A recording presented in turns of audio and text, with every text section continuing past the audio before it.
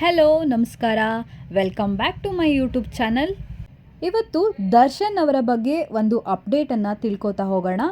Instagram ಖಾತೆಯಲ್ಲಿ ತೂಗುದೀಪ್ ಪರವಾಗಿ ವಿಜಯ್ ಲಕ್ಷ್ಮಿ ಅವರು ಹೀಗೆ ಬರೆದುಕೊಂಡಿದ್ದಾರೆ. ಎಲ್ಲ ಕನ್ನಡ ಕಲಾಭಿಮಾನಿಗಳಿಗೆ, ನನ್ನ ಪ್ರೀತಿಯ ಅಭಿಮಾನಿಗಳಿಗೆ ನನ್ನ ವಿನಮ್ರ ನಮಸ್ಕಾರಗಳು. ನೀವು ನನಗೆ ತೋರಿಸಿದ ಪ್ರೀತಿ ಮತ್ತು ವಾತ್ಸಲ್ಯಕ್ಕೆ ನಾನು ಎಂದೆಂದಿಗೂ ಕೃತಜ್ಞನಾಗಿದ್ದೇನೆ. ನನ್ನ ಸಂತೋಷದಲ್ಲಿ ಹಂಚಿಕೊಂಡಿದ್ದಕ್ಕಾಗಿ ಮತ್ತು ನನ್ನ ಕಷ್ಟದ ಸಮಯದಲ್ಲಿ ನನ್ನ ಶಕ್ತಿಯಾಗಿ ನಿಂತಿದ್ದಕ್ಕಾಗಿ, ನಾನು ಎಲ್ಲೇ ಇದ್ದರೂ ಹೇಗೆ ಇದ್ದರೂ ನಾನು ಯಾವಾಗಲೂ ನಿಮ್ಮ ಯೋಗಕ್ಷೇಮವನ್ನು ಬಯಸುತ್ತೇನೆ.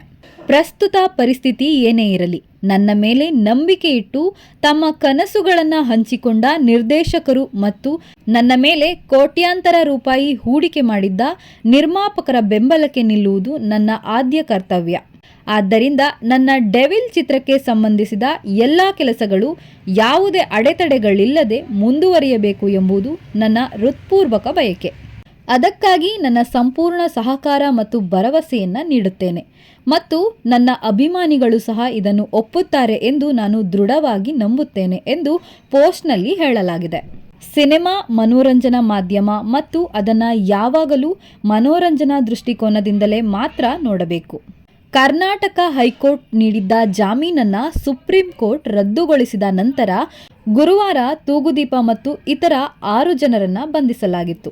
ಚಿತ್ರದುರ್ಗದ ನಿವಾಸಿ ರೇಣುಕಾಸ್ವಾಮಿ ಅವರ ಕೊಲೆ ಪ್ರಕರಣಕ್ಕೆ ಸಂಬಂಧಿಸಿದಂತೆ ಪವಿತ್ರ ಗೌಡ ಮತ್ತು ಇತರ 15 ಜನರೊಂದಿಗೆ ತೂಗುದೀಪ ಅವರನ್ನು ಕಳೆದ ವರ್ಷ ಜೂನ್ 11ರಂದು ಬಂಧಿಸಲಾಗಿತ್ತು.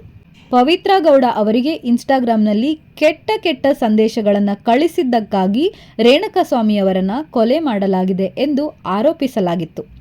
ಜೂನ್ 9ನೇ ತಾರೀಕು 2024ರಂದು ಬೆಂಗಳೂರಿನ ಸುಮನಹಳ್ಳಿಯ ಅಪಾರ್ಟ್ಮೆಂಟ್ ಸಮುಚ್ಚಯದ ಬಳಿ ಮಳೆ ನೀರಿನ ಚರಂಡಿಯ ಬಳಿ ಅವರ ಶವ ಪತ್ತೆಯಾಗಿತ್ತು. ಮೈಸೂರಿನಲ್ಲಿ ದಿ ಡೆವಿಲ್ ಚಿತ್ರೀಕರಣದ ವೇಳೆ ತೂಗುದೀಪ ಅವರನ್ನು ಬಂಧಿಸಲಾಗಿತ್ತು.